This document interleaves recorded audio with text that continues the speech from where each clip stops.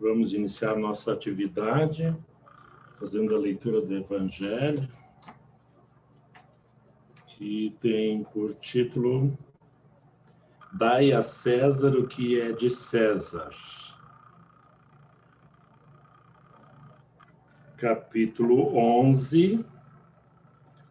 Então os fariseus, tendo se retirado, decidiram entre si o surpreender em suas palavras. Enviaram-lhe, pois, seus discípulos com os herodianos, dizer-lhe: Senhor, sabemos que sois verdadeiro e que ensinais o caminho de Deus na verdade, sem considerar a quem quer que seja, porque não considerais a pessoa nos homens. Dizei-nos, pois, vossa opinião sobre isto. É-nos permitido pagar o tributo de César ou não o pagar? Mas Jesus, conhecendo a sua malícia, disse-lhes: Hipócritas, por que me tentais? Mostrai-me a peça de dinheiro que se dá para o tributo. Esta imagem. E tendo eles lhe apresentado uma moeda, Jesus lhes disse: De quem é esta imagem e inscrição? De César. Disseram-lhe. Então Jesus lhes respondeu: Dais, pois, a César o que é de César, e a Deus o que é de Deus. Tendo ouvido falar desta maneira, admiraram sua resposta, retiraram-se. Isto está no Evangelho de Mateus, capítulo 22, 15 a 22, o versículo. E no Evangelho de Marcos, 12, capítulo, versículo 13 a 17. Fica para as nossas considerações, que ainda certamente temos as nossas questões a serem investigadas, e a doutrina dos espíritos tem oportunizado de maneira eficiente na organização da codificação pelo mestre Allan Kardec, que, escutando a espiritualidade, traduziu conhecimentos e orientações que contém na doutrina dos espíritos. O livro base, o livro dos espíritos, é apresentado por questões, e nessas questões que Kardec foi organizando de forma que fosse de fácil compreensão para todos nós, iniciando-se nas questões mais simples, que naturalmente está interiorizado em todos nós, que é Deus, e assim prossegue. Quem é o modelo, e assim prossegue. Qual deve ser o comportamento através das leis, e assim prossegue. E na questão 843 de O Livro dos Espíritos, Allan Kardec interroga os benfeitores espirituais: o homem tem o livre-arbítrio dos seus atos?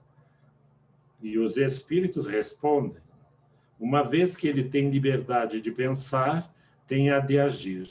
Sem livre-arbítrio, o homem seria uma máquina. Na amorosidade da criação, desta metodologia em que estamos organizados no tecido social na Terra, os seus componentes, nós, temos toda a liberdade para efetivamente direcionarmos os nossos passos, acertando-os ou nos equivocando. Como é da natureza humana, eventualmente não temos assertivas, mas na maioria das vezes temos a felicidade de contemplar a vontade própria e alcançar, de alguma forma, um melhor comportamento acerca de nossa consciência. pois todas essas leis estão gravadas no nosso corpo espiritual. É de lá que emana, não está na exterioridade das nossas relações, mas sim na intimidade do nosso ser. E a consciência nos apresenta, através das oportunidades que elencamos ou que elegemos como adequado para o nosso entendimento. Queremos visualizar, seguindo orientações dos benfeitores espirituais, se temos o livre-arbítrio, qual seria o comportamento adequado para nós, espiritistas ou espíritas? Se, eventualmente, não somos agressivos no manejo de nossas verdades e convertemos as nossas convicções em um tacape e agredimos a pele de nossos semelhantes. Se, quando somos bons, não permeia-se estarmos displicente, que eventualmente favoreçamos o mal, sob pretexto de sermos ternos, generosos, mas sem nos envolver com o excesso da prodigalidade, sufocando os potenciais daqueles a quem devemos amparar e auxiliar no direcionamento das suas realizações a favor de si próprio e da comunidade a qual todos tomamos parte, o nosso amoroso, belo planeta Terra. Se eventualmente conseguimos ser dóceis, né? Mas também temos que ver que se essa docilidade, essa facilidade que apresentemos, não há um certo envolvimento de não querermos assumir determinadas atitudes, ou seja, compromissos na hora de que tivermos à frente para tomarmos decisões.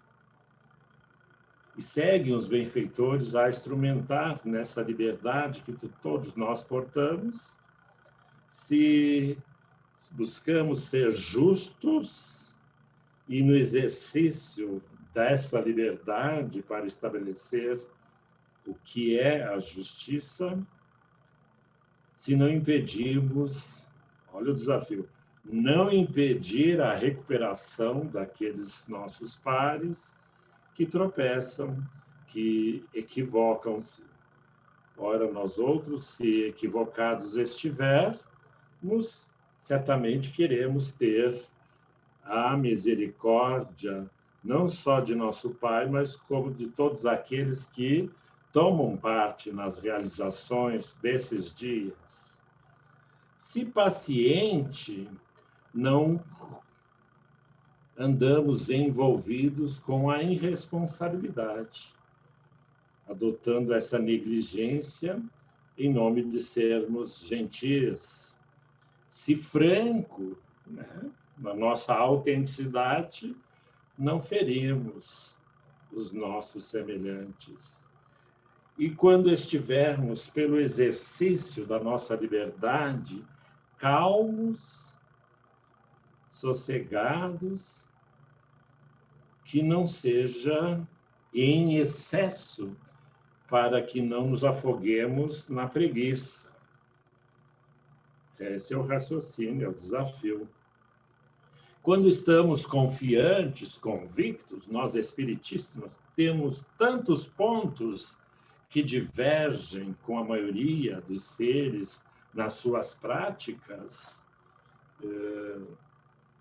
não nos tornemos ou não abramos uma brecha para a irracionalidade e que neutralize a nossa capacidade de liberdade de raciocínio e nos fanatizemos no exercício de nossos potenciais espirituais. Persistentes, né? Nós temos que esforçarmos-nos nas realizações de nossas tarefas. À luz da doutrina dos Espíritos, temos compromissos inadiáveis para esses tempos. E é função primordial que esforcemos-nos, que tenhamos uma insistência, mas sem nos tornarmos rebeldes, inacessíveis, teimosos. A linha de equilíbrio pelo exercício da nossa liberdade nos é convocada permanentemente.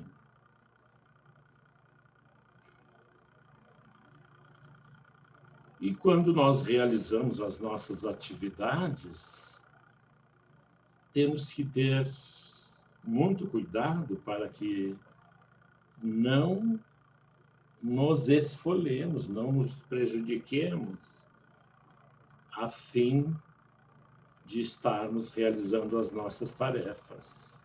As nossas atividades não podem destruir os nossos potenciais. Então, há que se aprender. A sabedoria nos apresenta, e está na codificação por Santo Agostinho, em que nos faz um convite permanente para que conhece-te a ti mesmo. Assim diz a filosofia. E para nos conhecer, é preciso buscar uma posição de equilíbrio na emotividade, no pensamento, na palavra, na ação. O equilíbrio é um item indispensável para as nossas realizações. Então, nós temos, meus irmãos, nessa lição, que é muito sucinta, mas que se baseia na questão do Livro dos Espíritos, aonde nos é apresentado o livre-arbítrio como uma pilastra fundamental para as criaturas espirituais, que somos todos nós que ora habitamos este planeta. E dentro desta liberdade de escolha, há parâmetros para que não ensurdeçamos diante das necessidades dos dias atuais. Eventualmente, pela posição que já ocupamos nesses dias, a de um conforto, de um mundo onde as provas e expiações, às vezes, e na maioria, para todos nós, é dourada, porque as dificuldades que enfrentamos são as da nossa intimidade. A do mundo exterior já alcançamos, já solvemos, já edificamos. A ciência investiga, a filosofia pergunta permanentemente, a história promove os relatos, a geografia desvenda as terras distantes. E assim por diante, nós vamos elencando tantas possibilidades que já alcançamos, tantos êxitos, mas há um indispensável à criatura espiritual que vive na Terra.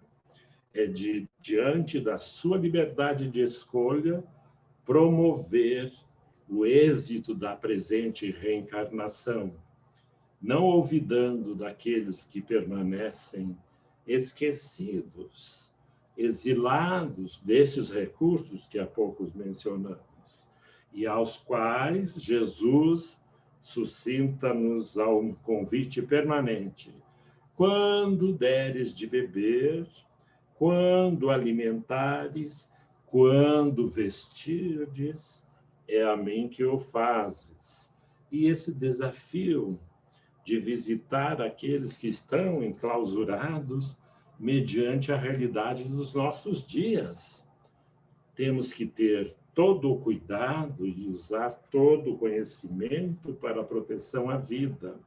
Mas isso não significa que permaneçamos distanciados da luta ou do bom combate, realizando efetivamente as tarefas que dizem-nos respeito a nós espiritistas, que é da prática da caridade incondicional, que é do exercício de proteção aos fragilizados que, ora, encontramos durante esse processo da pandemia.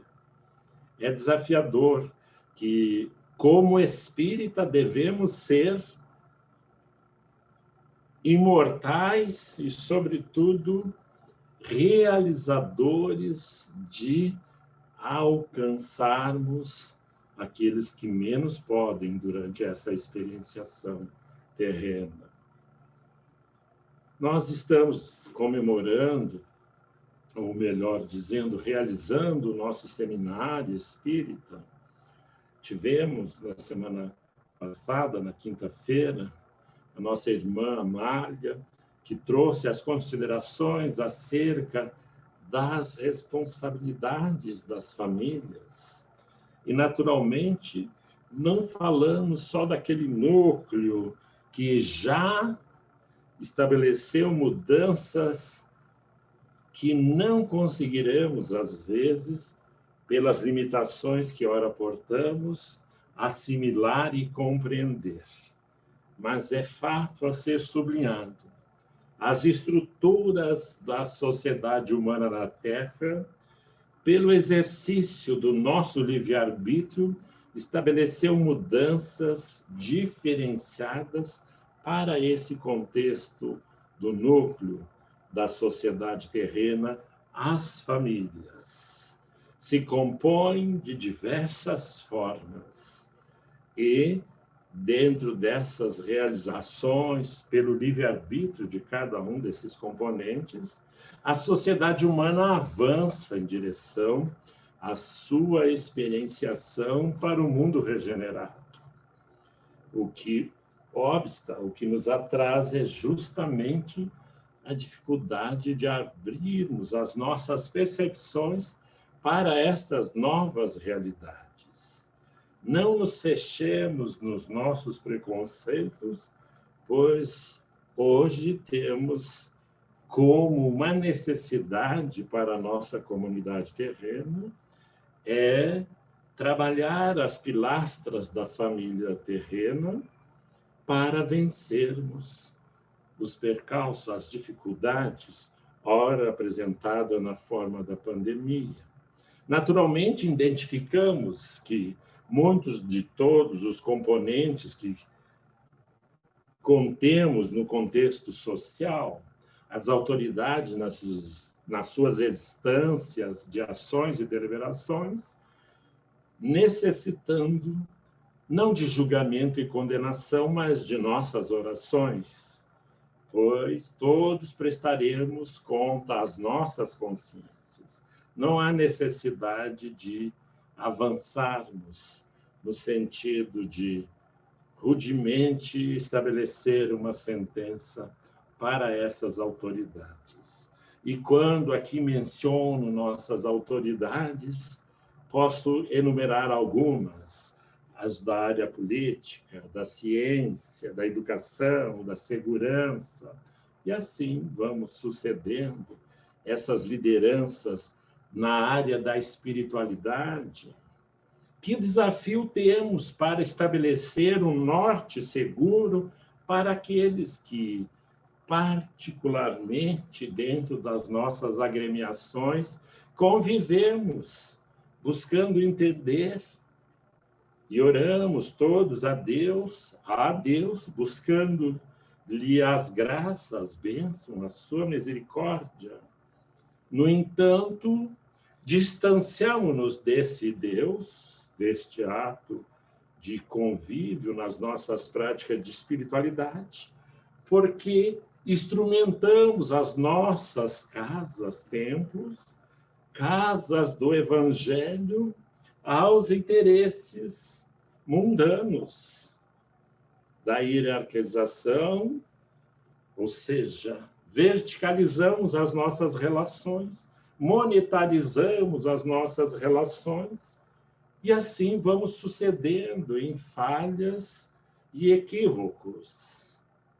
Para nós espíritas, devemos ser atentos a estas realidades, não para julgar e apresentar a condenação, mas sim para que não realizemos tal situação para os espaços de nossas responsabilidades.